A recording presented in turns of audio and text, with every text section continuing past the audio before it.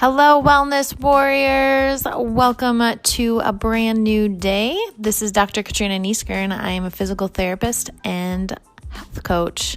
So I am coming to bring you joy and love and help you learn and grow on your path of wellness on the 4 pillars of mind, body, spirit, and soul. Please know that this is not to be a replacement for medical advice from your primary care physician or your medical team. Each of us has unique DNA and health histories that may need special testing and guidance in order to implement some of these things safely and effectively for your unique situation. But I look forward to learning and sharing and growing alongside with you, and I hope you get a lot from the show. Love you.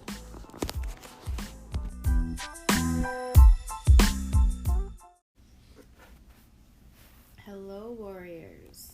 Last week we talked about boundaries. This week we're going to talk about bravery as we're kind of going through the alphabet here. And a lot of these podcasts are really repurposing what I've posted on my blog or my page, but not everybody reads, not everybody listens. So the more that we can kind of get the message out on different platforms, the more we can impact people the way that they best learn. Bravery is not the lack of fear, but it's the ability to move forward despite of it. I think bravery and courage kind of can overlap, but there are some differences, as when I talk about courage, I'll talk about the differences then. So something I've heard a lot in my life is, you are so brave and fearless. But the truth of the matter is I used to be afraid of everything. I was, and still am, a big baby. I'm so sensitive, probably an HSP, highly sensitive person, that my only way to get over that is to do the utter extreme opposite. So basically I dive in heads first, kind of like the Mel Robbins 5, 4, 3, 2, 1. I don't even have time to think about it or process it, and then I just hope for the best while proving myself wrong in the meantime. It's literally why I got it tattooed on my arm, for many reasons, the Mother Teresa quote, but also to do it anyway. Despite what my head or fears may tell me, every time I've done it anyway, things have always worked out, and usually have worked out for the better. And even if it's not the best, it's better than if I had never done anything at all. So we all have that paralysis of analysis. But what if you did not? What if I was so afraid of not being perfect and succeeding that I never auditioned for dance school? I would have never gotten to Marymount Manhattan. I would have never had the experience I had in New York City. I would have never made the friends. I would have never been there during 9/11. I would have never have seen the potential and gotten to that place in my life. What if after I did not get into 5 of the schools that I gave up, when the 6th school is the one that said yes?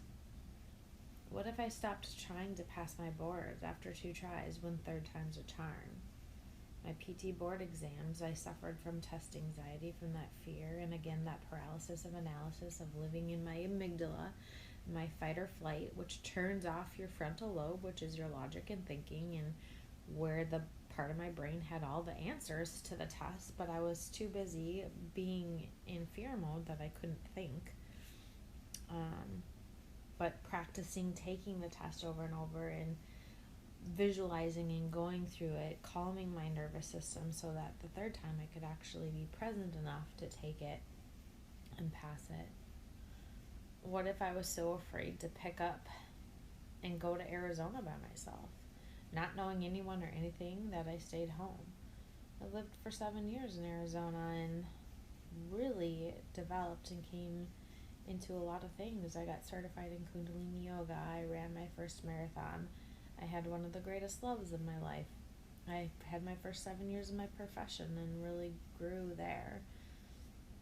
I hiked up mountaintops and made really, really close friends that I never had growing up because I was so busy achieving and completing things that I never really made time for relationships. And what if I was afraid to leave a job of 7 years of Arizona and move back to Minnesota to be with family?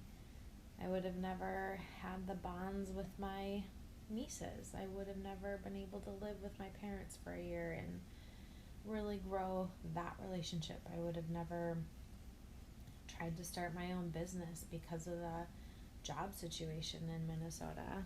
I would have never done fellowship or worked a commission job or learned how to market myself or fallen in love with orthopedics and marketing.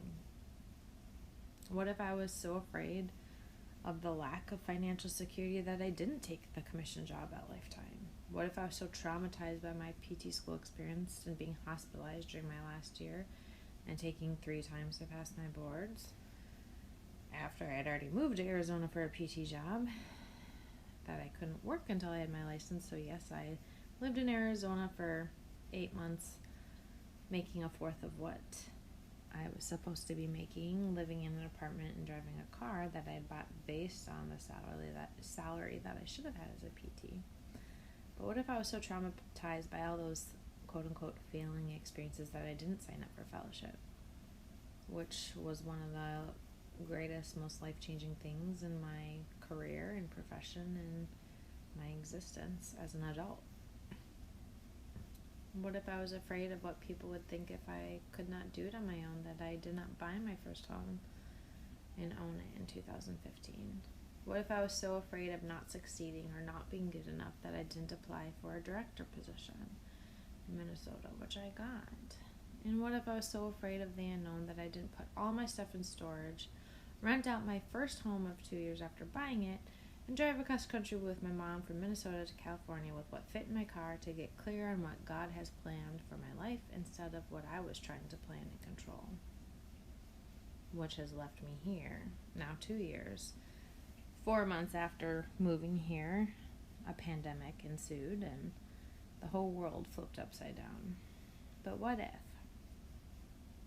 What if I let fear conquer me and limit me and I wasn't brave? Bravery is not the lack of fear, but the ability to move forward despite of it. I was afraid as heck in all of those experiences. Bravery is not having fear. Bravery is saying, I am afraid as heck, but I have faith, and I'm going to keep putting one foot in front of the other. Again, the footprints on my arm that is in my face every day. I'm going to put one foot in front of the other and do my best anyway and turn it over. I would probably be fine if I had been afraid and live in a picket fence home, being married and maybe miserable and maybe divorced and maybe have kids and have signed up for all those things that the storybooks tell you are going to make you happy and successful. But what I'm seeing now is that most of those people are not happy and deal with a lot of things. But man, oh man, do I have some stories to tell. The stories of New York City, of living with a cot and a refrigerator. The stories of living in the living room of a Brazilian immigrant that didn't speak English. The stories of my car being broken into and towed and my gas tank being drilled into, and the adventures in Arizona of doing it on my own. I have a really good book. And that's what life is. Life is about writing your own book and writing your own story. And I've never been a boring book reader. I like mystery and suspense and thrillers, and I like page turners. Also, when I was getting comfortable being comfortable those 7 years in Tucson, not that that's bad and everyone has their own journey, but when I was watching Gossip Girls for the 4th time, I wasn't growing. I wasn't evolving. I was actually pretty darn depressed, unsatisfied, and started underperforming. I started settling for good enough in health, wealth, relationships. I was only 28. That whole go to school, work hard, get a good job with benefits, give your life to it forever, to get some vacation time here and there, go to the gym in the morning, go to work, go home, eat, watch some television, go to bed, repeat. Weekends you cook, clean errands, buy more things, do more things that make you quote-unquote happy. What a lie. Don't get me wrong, those things are great, but only if you are present for them, only if you have a perspective of gratitude and of greater purpose. That's part of why I really like living with only what fits in my car. It gives you perspective. You don't need stuff. You don't need things. I'm living with a roommate 10 years younger than me and her 2 cats. I feel like I'm in college again. And I'm 39.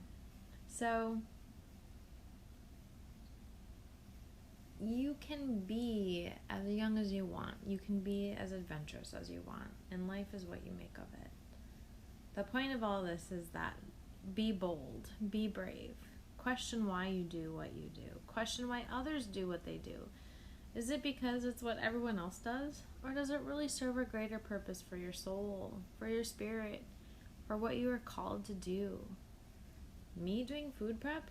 Yes, it allows me to have meals throughout the week that feed and fuel my body to be most efficient physically, mentally, emotionally, and spiritually, so I can do God's will for me, which is to be of maximum service to others and to change people's lives through grace and love. But if I just looked at it like a chore or a to-do list, I may develop resentments toward it and not do it, which then leads to other problems down the road. Decisions take glucose. People, I think they say, spend like 20 to like 30% of their day thinking about what they're going to eat. Food prep and like time-restricted eating has really freed up a lot of time and energy, mental space, and brain glucose. Decisions take glucose. So the more that I can minimize the decisions for the clothes that I wear the same thing every day, the food that I have to eat, I food prep every weekend, do laundry twice a week, like just go to the gym in the morning. When I limit those decisions, I have much more mental capacity and energy to do the things that really matter in life, which is to serve my patients and to be more resilient and to handle the day-to-day stress in life. So be brave to stand up for that low guy.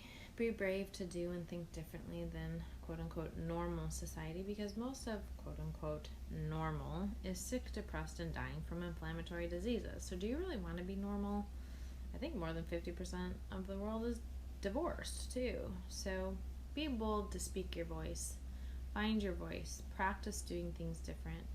Be brave enough to try and fail, to fall and get back up again, to learn from each messy mistake that you made or are making, because that is what life is all about. There is no safety or security in anything, and I think this pandemic has showed us that. There's no guarantee on anything in life. So do it anyway.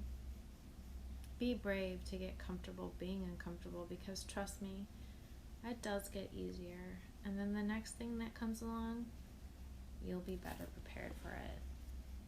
Plus, you have a lot of good stories to tell. Write your own book of life and make it a great one. Mine's a page turner. Being brave and bold in life is hard, but be brave and bold anyway. That's all for today from Dr. K.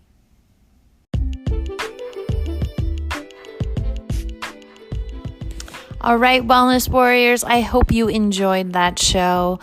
And please know that I do want to learn and grow. So please comment, like, share, subscribe if you got anything from that, or if you didn't. I want to learn and know, and hopefully other people do as well. And just remember that this is for informational purposes only and not to replace seeking care or guidance from a medical provider. I wish you well along your journey and look forward to hearing from you next time. Take care. I love you.